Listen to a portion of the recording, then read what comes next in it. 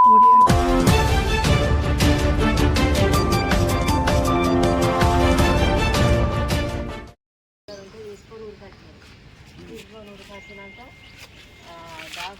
కొడుకును ఆయన బెదిరించిందంటే నా కొడుకు మంచిగా ఉంటాడు.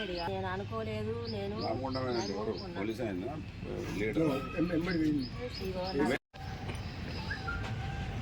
మంథని పట్టణానికి సంబంధించిన పెరుగు సతీష్, మంథని పట్టణానికి సంబంధించిన తమ్ముడు పెరుగు సతీష్ 25 రోజుల క్రితం రామగుండం ఏసీపీ మడత రమేష్ గారు పిలిచి ఇబ్బంది పెట్టినట్టుకు కారణంగా మరి పురుగుల మందు తాగి 25 రోజులు ఆసుపత్రిలో ఉండి చనిపోవడం జరిగింది. ఇది చాలా దురదృష్టకరమైనటువంటి సంఘటన. పెరుగు సతీష్ వాళ్ళ అక్కయ్య అంటున్నది, మా తమ్మునికి కౌన్సిలింగ్ ఇచ్చేటువంటి ఏసీపీ ఎవరైతే అమ్మాయి నన్ను ఇబ్బంది పెడతా ఉన్నాడని చెప్పిందో ఆమె లేకుండానే ఏకపక్షంగా మా తమ్ముడిని ఇబ్బంది పెట్టిండు. ఆయన ఇబ్బంది పెట్టిన తర్వాతనే తమ్ముడు ఈ మందు తాగడం జరిగిందని ఆమె చెప్తా ఉన్నది. దాదాపు ఇప్పుడు 8:30 9 అవుతుంది. ఎస్ఐ గారు రాలేదు, దరఖాస్తు తీసుకోవడం లేదు. మేము చెప్పినట్టే దరఖాస్తు రాసేయాలని హుకుం జారీ చేస్తూ ఉన్నది రామగుండం పోలీసు. దీన్ని తీవ్రంగా ఖండిస్తూ ఉన్నాను.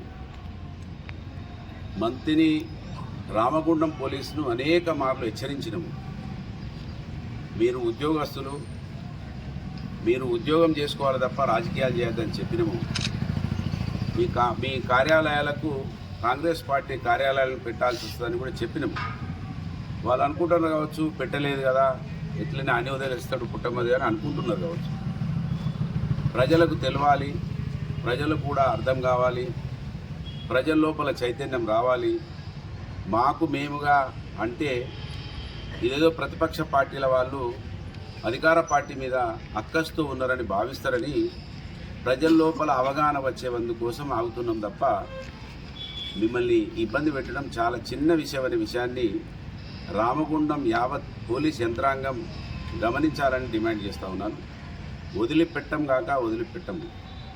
దానిలో ముఖ్యంగా ఏసీపీ, మంత్రి ఇద్దరు కూడా ఏ బుక్కలో దాక్కున్నా కూడా వాళ్ళని మా దగ్గర పింక్ బుక్లో రాసి పెట్టినాం. ఖచ్చితంగా ఇవన్నీ చావులకు మీరే కారణమవుతారు.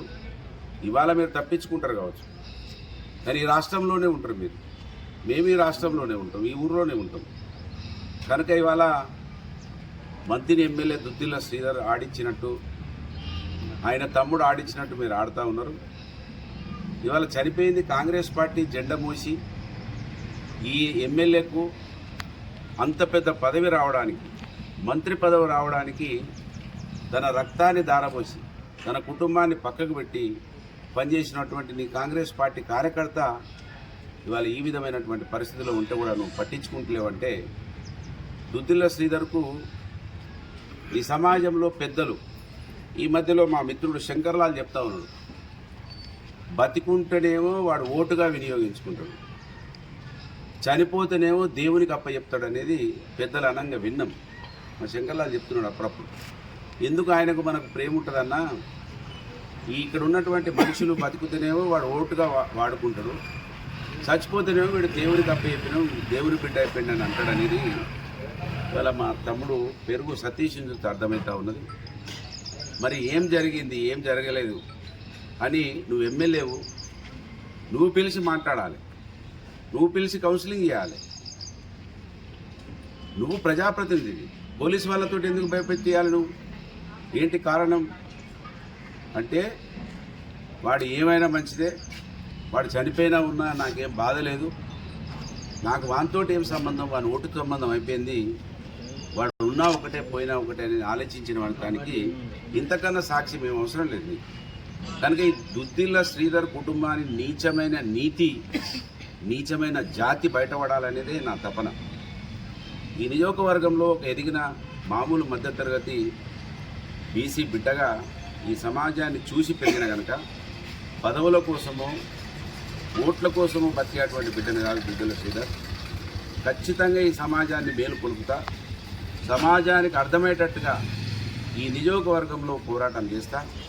మీ కుటుంబం మా సమాజాన్ని ఏ విధంగా వాడుకుంటున్నది, మా సమాజాన్ని ఓట్ల కోసం ఏ విధంగా మరి మీరు ఉపయోగించుకుంటా ఉన్నారో వాళ్ళకు అర్థమయ్యేటట్టుగా ఆ రోజు వరకు కూడా పోరాటం జరుగుతుంది.